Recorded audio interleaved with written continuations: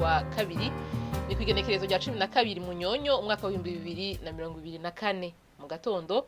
Hitezwe ko hazogwa imvura hose mu gihugu cacu, mu ntara ya Cibitoke, mu Kayanza, mu Kirundo, i Muyinga, i Karuzi, mu Cankuzo, mu Ruyigi no mu Rutana. Nubwo hazogwa imvura hazongera hacemo n'ibihe vy'izuba.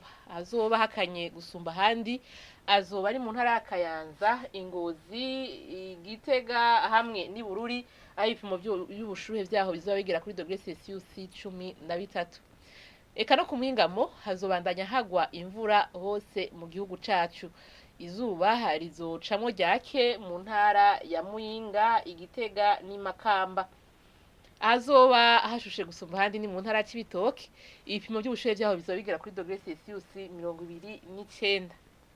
Mu gatondo hitezwe yuko izuba rizoseruka igihe cy'isaha 11:37 rirenge igihe cy'isaha 12 ziburamwo iminota 5 z'umugoroba.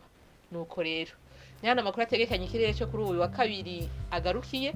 Mwakoze mwese kuyakurikira, naho utaha.